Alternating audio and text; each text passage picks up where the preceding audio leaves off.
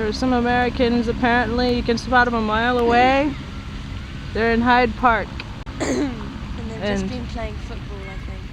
What do you want to know about Alice Paul? About who? Alice Paul. She's a militant feminist suffragette. Oh, militant feminist suffragette. American. Oh, yes. Well, I'd like to know what her main reforms were. I mean, what she was proposing to do. Proposing to do. She more did than... Okay, what she did then? She was a reformer. She helped get us the vote. She started the National Women's Party. She also worked her entire life to try to pass the ERA, the Equal Rights Amendment to the Constitution, which it was passed, but it wasn't ratified. But anyway, what I'm interested in is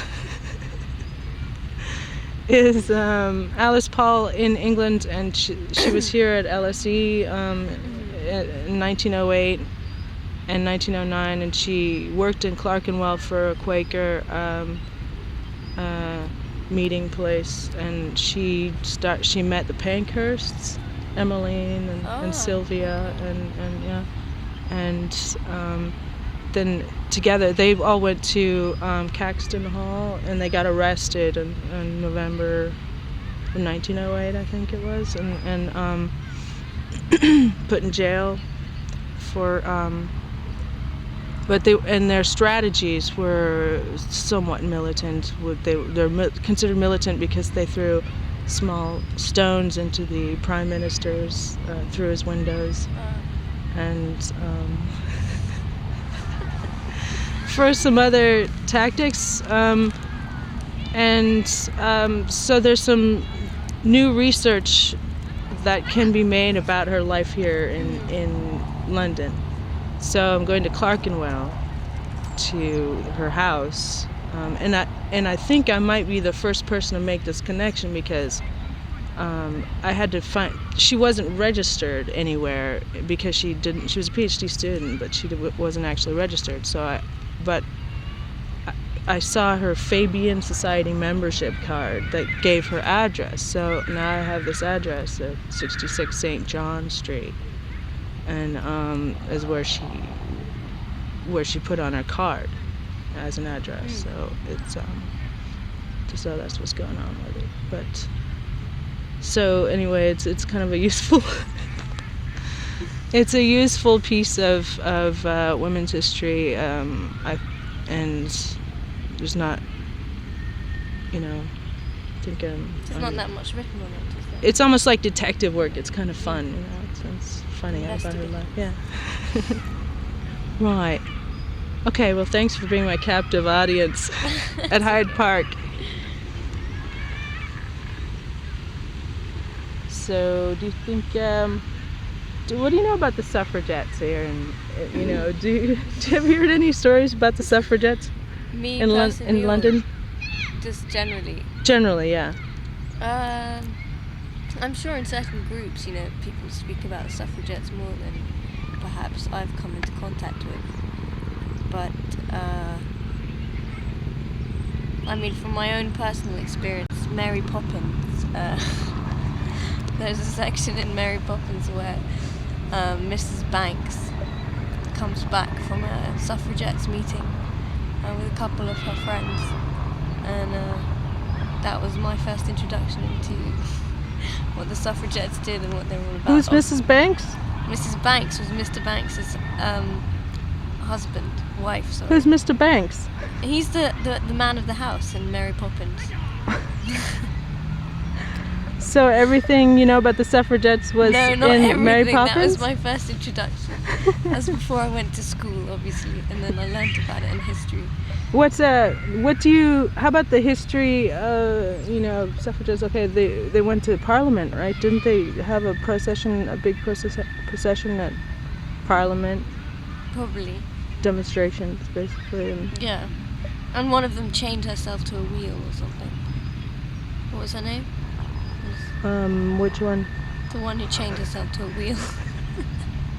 I don't know if I've heard that story. She chained herself to a wheel and where? was in London somewhere. The very beginning of the movement, like early 20th century. I don't know when it was, like 19 something. And she chained herself to a wheel to demonstrate the point, or else chained herself to the spokes outside Parliament or something. I can't remember. One of the two. Anyway. Yeah, well, we have women that chain themselves to the White House fence. And Alice Paul was she met Lucy Burns in England, and then when they went back, they started doing the same kind of work that the militant suffragettes had been doing there. But I mean, it was more peaceful. I mean, they obviously had tried legislative means and all kinds of means, and so she's part of this kind of international women's connections. Do you think the actions of the suffragettes are still important today? I mean, do they have any effect on women's liberation movement? Or do you think that's over? I'm just more interested in the story. I find it interesting that the militant suffragist tactics to get the vote. And I mean, there's a lot of history you can make a documentary about that. About the history of the suffragette. Alice Paul, within the context of this movement. Actually, okay, I don't know about suffragettes, but I know about one woman who was quite famous, who at our school, which was a school for girls. So obviously, I mean, it was founded in like 17th century or something, or 18th century, and there was a woman who was like the first woman to fly, and she was blind. She went to our school, and there's like a scholarship fund that she set up. That's completely off the point, but it is a woman who was like tough, and yeah, so. But I don't know, okay, when you're talking about suffragettes, do you mean, does suffragette mean just the women who were keen on getting the vote, or does it mean just in reforms in general, or post getting the vote? They were often involved in the Fabian Society, actually, Alice Paul.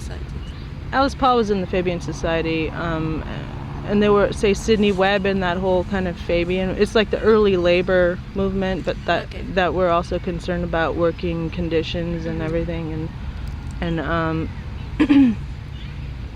so there was a different political climate at that time. I mean, like one academic question might be how the lobbying tactics differed by the British suffragettes compared to the lobbying and tactics in the U.S.